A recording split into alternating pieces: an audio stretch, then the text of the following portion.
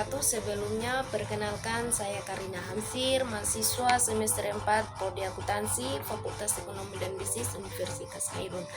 Baik, di sini saya akan menjelaskan tentang apa itu etnografi dan bagaimana cara mengumpulkan data dan bagaimana cara menganalisis data dalam metode etnografi.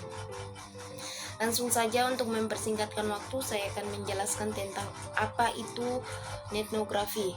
Etnografi adalah cara untuk melakukan penelitian antropologi melalui internet menggunakan informasi yang tersedia secara publik, di mana semua orang bebas berbagi melalui media sosial.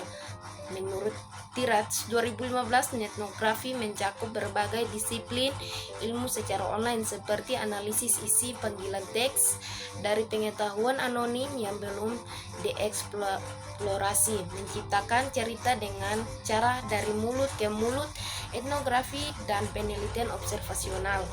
Dibandingkan dengan etnografi tradisional, etnografi mencoba untuk membawa unsur manusia kembali menjadi pengalaman yang sangat terdelokalisasi dan tak terwujud. Untuk melakukan etnografi, kita menggunakan sejumlah besar data, tidak hanya dari internet dan tidak hanya berdasarkan pengamatan.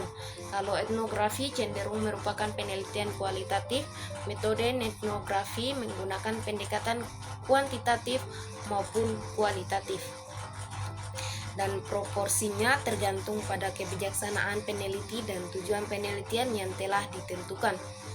Etnografi merupakan jenis khusus dari etnografi. Etnografi adalah sebuah sebutan lain dari etnografi yang mengkhususkan kajiannya pada budaya dan komunitas online. Beberapa ahli telah menggunakan istilah yang berbeda untuk menggambarkan apa yang mereka lakukan dengan budaya dan komunitas online tersebut.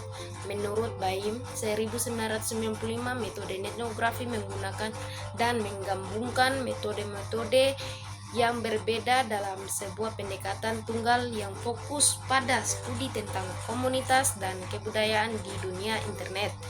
Penelitian online kualitatif semacam etnografi sangat penting dalam membentuk pemahaman untuk mengenai internet, dampak internet terhadap kebudayaan, dan pengaruh kebudayaan terhadap internet.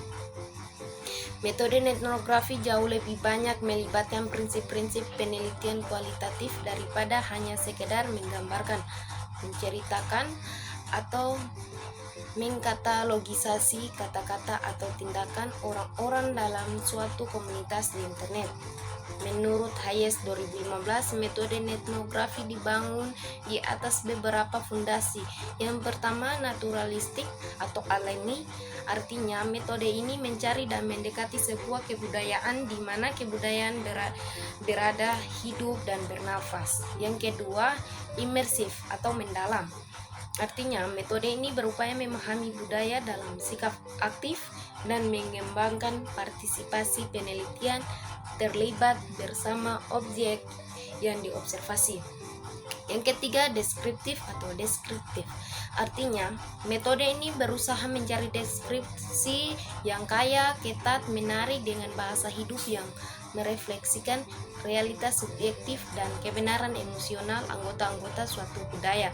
Yang keempat, multimetode, di mana etnografi secara konstan menggunakan metode-metode lain seperti wawancara, semiotik, proyektif, fotografi, dan video untuk melengkapi penggambaran realitas yang hidup dari suatu budaya. Yang kelima, adaptable, di mana metode etnografi telah terbukti dapat diterapkan untuk meneliti berbagai kebudayaan besar di muka bumi.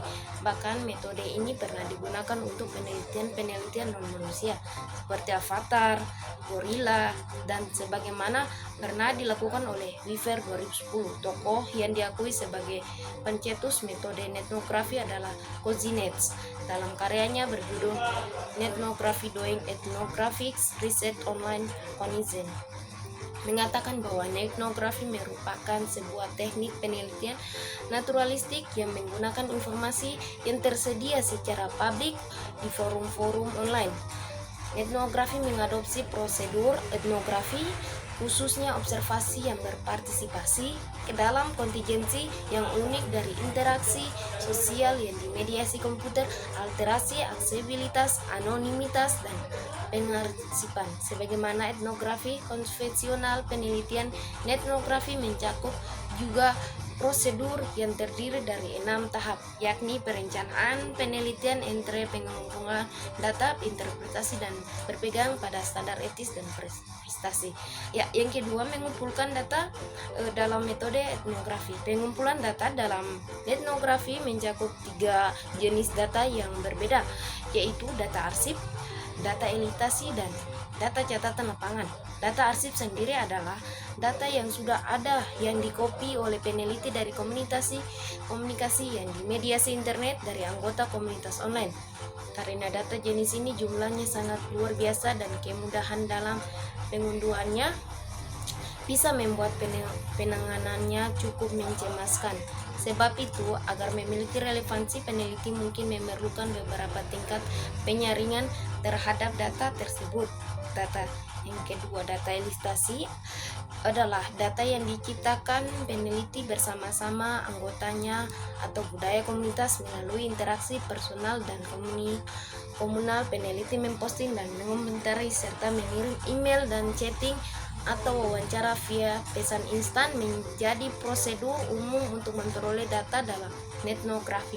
Sedangkan data catatan lapangan adalah catatan-catatan yang ditulis peneliti bertalian dengan observasi mereka sendiri mengenai komunitas, anggota-anggotanya, interaksi dan makna, serta partisipasi peneliti sendiri dan rasa keanggotaannya. Selama proses pengumpulan data reflektif biasanya disiapkan untuk tujuan peneliti sendiri dan tidak dibagi dengan komunitas. Welcome. Menyambut kategori yang terakhir sebagai menonton atau watching, bertanya atau asking, dan memeriksa atau examining atau miles dan Huberman. Mengkategorikan sebagai dokumen wawancara dan observasi. Ya, selanjutnya cara menganalisis data dalam metode etnografi.